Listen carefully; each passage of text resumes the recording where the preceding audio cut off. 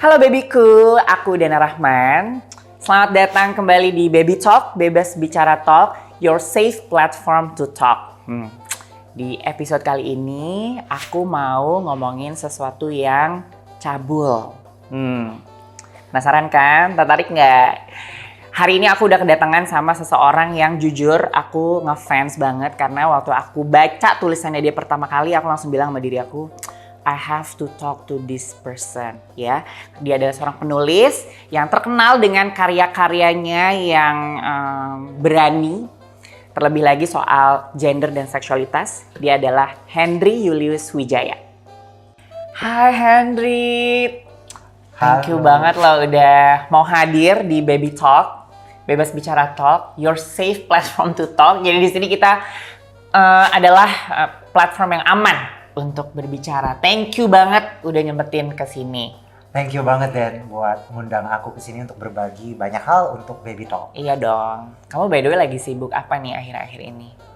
Mungkin akhir-akhir ini aku lagi menyelesaikan beberapa tulisan akademik ya terkait seperti biasa isu gender, seksualitas, dan politik kebudayaan juga.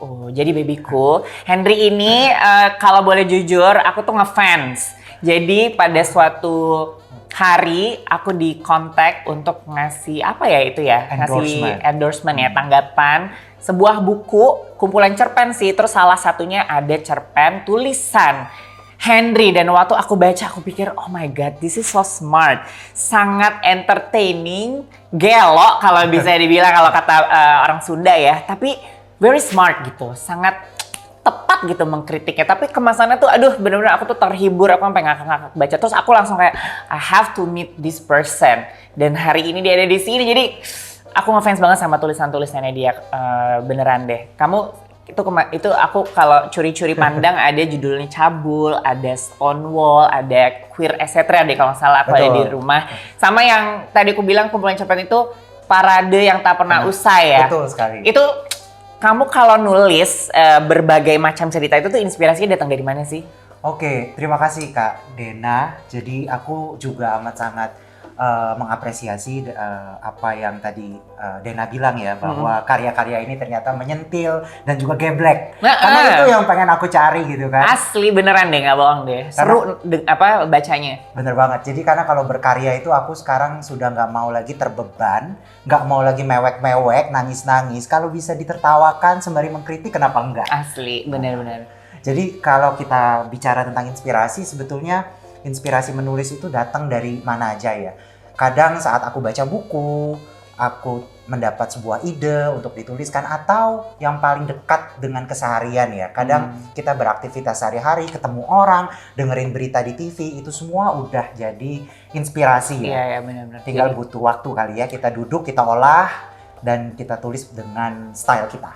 Pokoknya left your pain away gitu, left your life away, terserah deh nih. Kalau kemarin-kemarin kan dance your life away, kalau sekarang kayak left your life away deh, sama ride it gitu ya. Betul. Karena apapun itu bisa jadi cerita.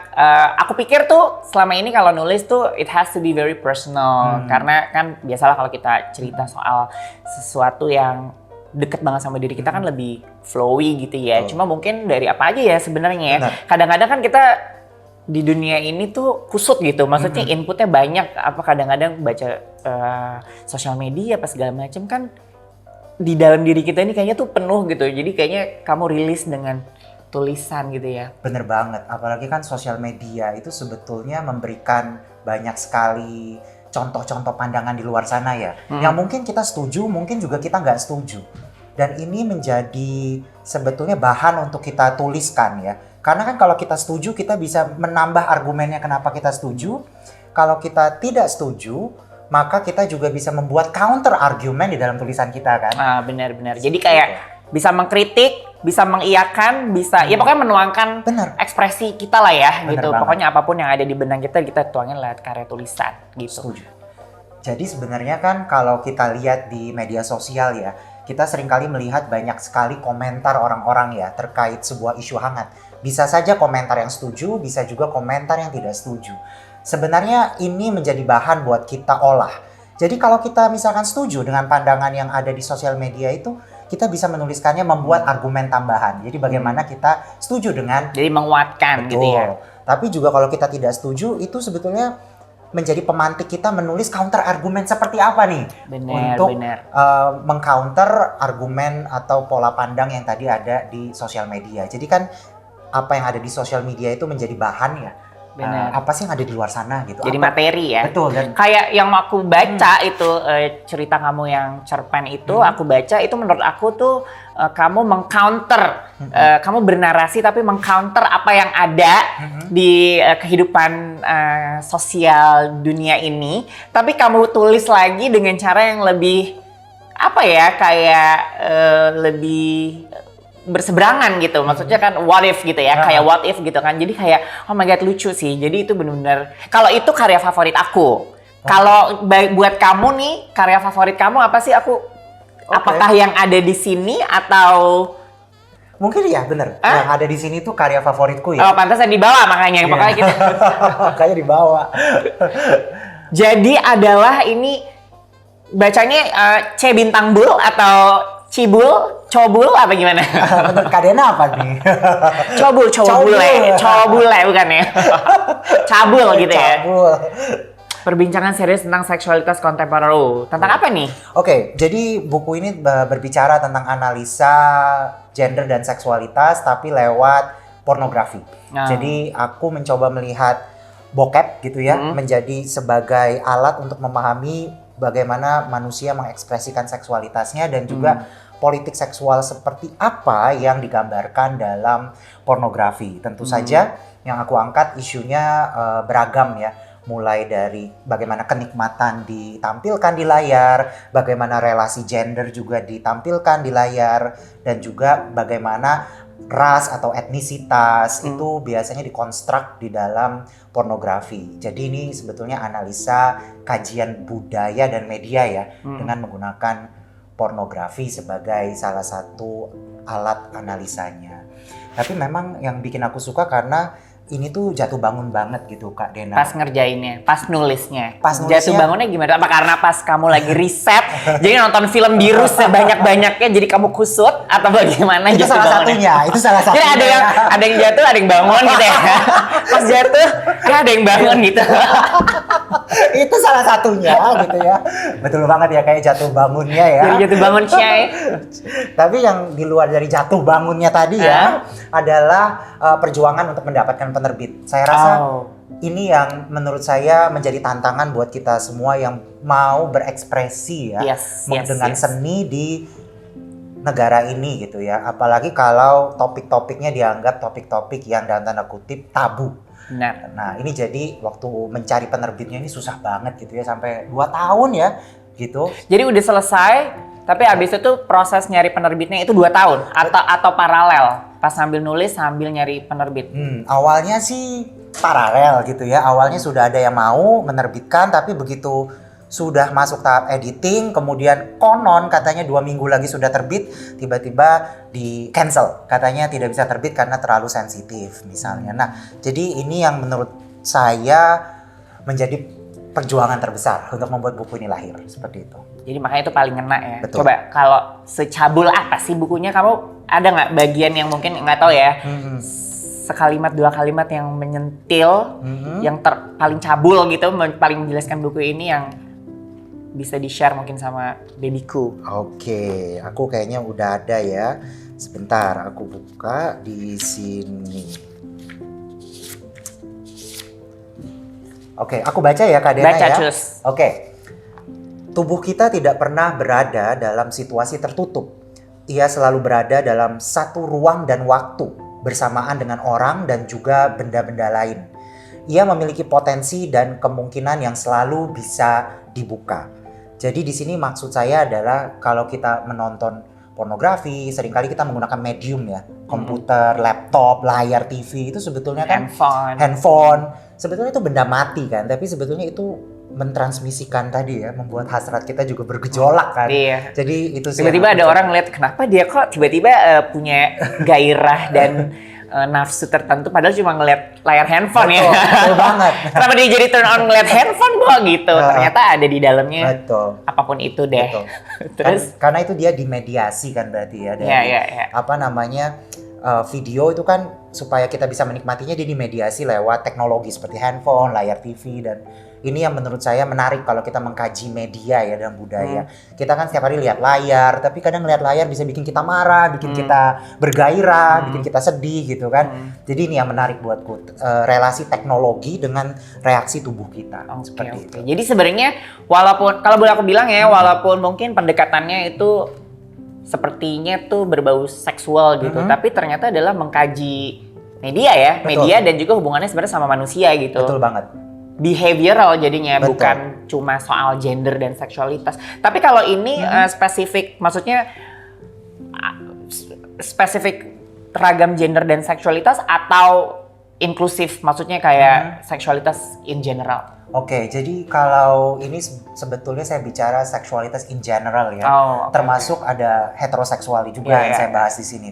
Tapi saya juga melihat bahwa betapa queer heteroseksual itu sendiri ya. Jadi, iya pasti dong. Kalau aku pikir juga gitu, soalnya panjang nanti. Panjang ya. Silakan lanjutkan. Karena seringkali kan kita menganggap bahwa heteroseksualitas itu sesuatu yang paling dalam tanda kutip normal, alamiah. Padahal kan kita nggak pernah tahu apa yang terjadi di balik pintu kamarnya pasangan heteroseksual kan. Well, at the end of the day, emang sebenarnya gender dan seksualitas itu adalah spektrum. Betul. Maksudnya itu yang mencoba untuk kita sampaikan ya. Maksudnya kayak sebenarnya gender dan seksualitas itu sebenarnya ada spektrum, nggak ada yang ekstrim di kutub satu dan nggak ada yang ekstrim di kutub satunya lagi. Jadi emang selalu ada di tengah-tengah spektrum ini. Nah, itulah sebenarnya kan queer itu kan tidak ekstrim. Maksudnya queer itu sebenarnya adalah segala sesuatu yang tidak hitam putih lah ya, bisa dibilang gitu ya. Fluid, cair gitu.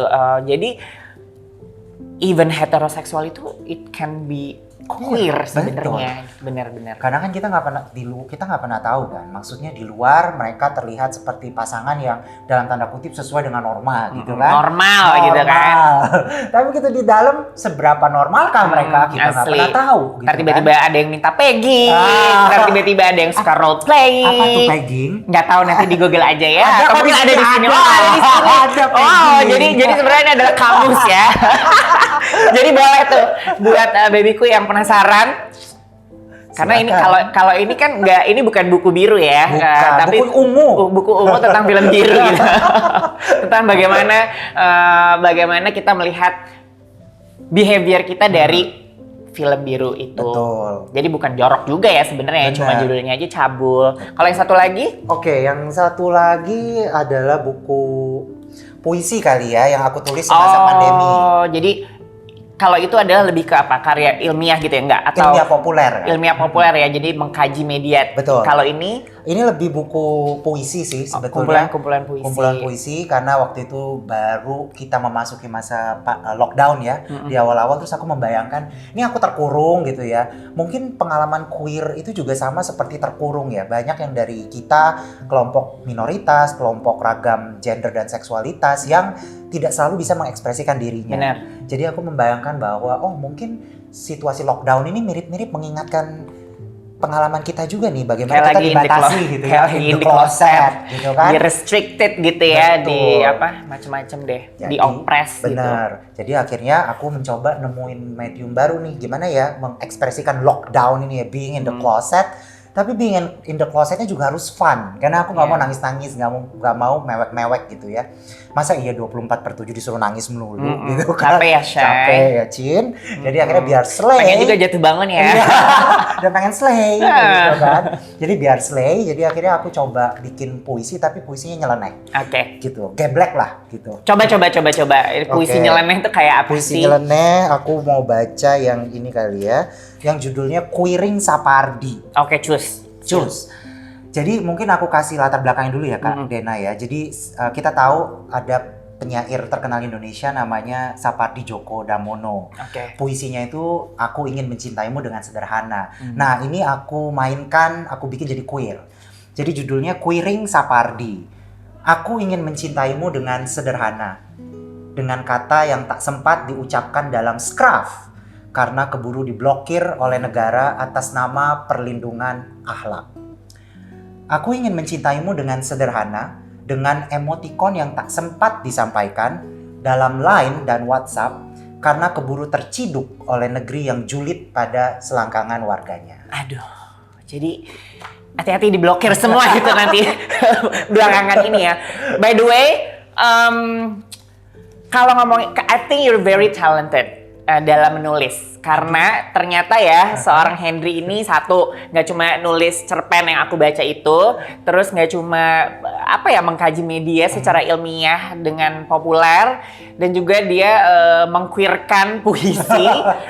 Tapi for me it's fun and it's pop culture, but it's also saying something kayak mengkritik gitu ya. Tapi it's very smart gitu. Dah ngomongin talenta nih, menurut kamu, I consider you as an artist gitu, seorang seniman tapi juga seorang queer yang menurut aku pribadi sih kita semua punya hak untuk berekspresi ya. Dan kalau kamu di sini mungkin berekspresi lewat menulis gitu, dengan tulisan-tulisan kamu, dengan karya-karya kamu. Nah, kamu melihat itu gimana sih sebagai seorang penulis, sebagai seorang seniman? Bagaimana kamu melihat untuk menuangkan wadah talenta yang kamu miliki, berekspresi itu ke platform yang kamu punya? Oke.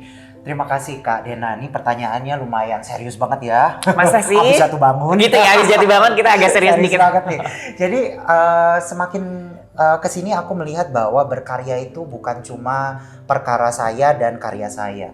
Karena untuk karya kita bisa dinikmati oleh banyak orang di luar sana, kita butuh platform. Misalnya seperti saya menulis buku, tentu saja saya butuh penerbit untuk menerbitkan buku saya supaya bisa dinikmati halayak yang lebih luas. Benar. Seringkali kita mencoba berekspresi sebebasnya gitu ya, sekuir-kuirnya yang kita bisa. Tapi kadang pertanyaannya adalah apakah penerbit itu siap dan ada yang mau menerbitkan karya seperti ini. Nah, ini yang menurut saya tantangan ya. Apalagi kalau kita bicara tentang hak untuk berekspresi gitu ya. Karena yang namanya hak untuk berekspresi pun bukan cuma perkara haknya saya, tapi ada nggak yang mau mempublikasikan ekspresi saya. Jadi platformnya ini yang jadi pertanyaan.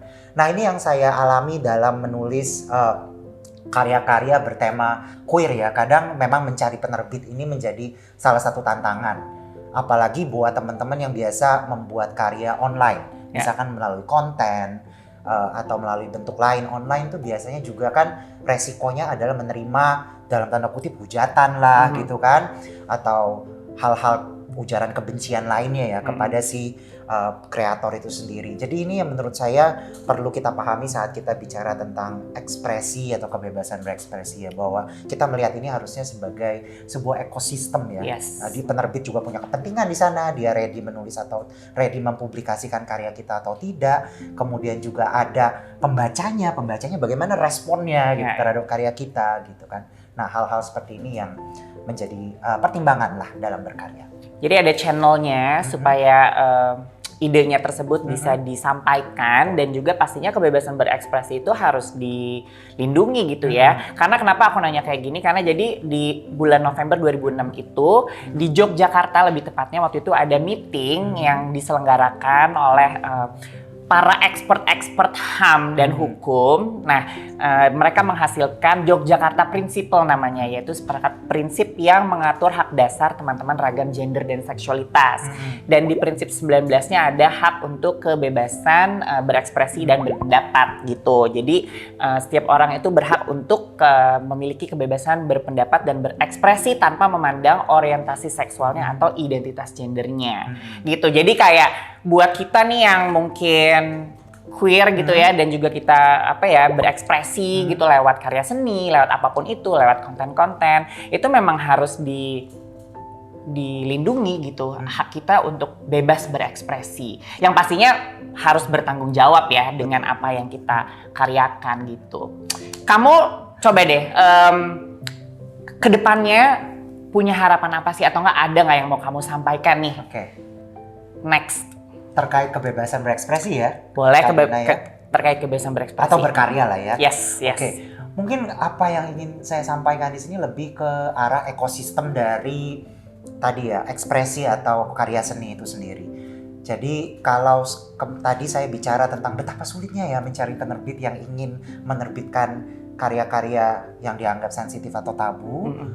Saya harus bilang juga bahwa pada saat yang bersamaan kita melihat banyak sekali penerbit-penerbit dalam tanda kutip ya, kecil atau independen yang mulai berani menerbitkan karya-karya queer. Dan buat saya ini memberikan harapan besar. untuk kita semua yang ingin berkarya, menuliskan tulisan-tulisan bertema queer itu akhirnya punya ruang gitu ya.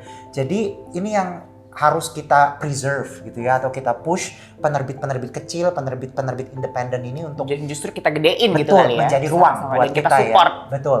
Apalagi kan kalau penerbit mainstream seringkali takut gitu ya menerbitkan karya seperti ini karena takut nanti di demo lah misalnya. Dan juga mereka masih ngikutin logika pasar. Betul. Karena mau money oriented, profit oriented. Betul. Sementara kalau penerbit kecil ini lebih kelihatannya lebih fleksibel, lebih leluasa ya. Dan ini mungkin bisa dimanfaatkan oleh para kreator queer atau teman-teman allies yang memang mau menulis tentang queer. Ini bisa menjadi ruang buat kita semua.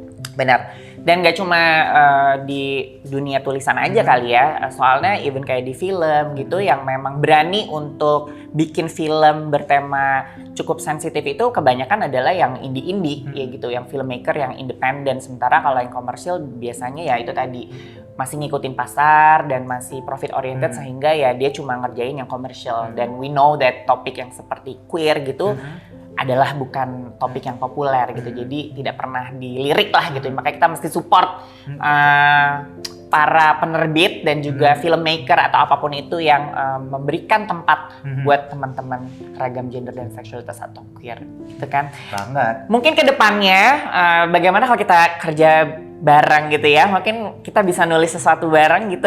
Boleh banget. Yang cabul juga kan? Gitu ya, Iya, versi cabul. Jatuh bangun. Jatuh bangun ya, judulnya jatuh bangun. Boleh. Ada yang jatuh, ada yang bangun gitu ya. Kamu jatuh, aku bangun. Apa aku jatuh, kamu bangun? Oke Henry, thank you banget udah datang ke Baby Talk. Thank you banget, senang banget ngobrol-ngobrol sama Henry.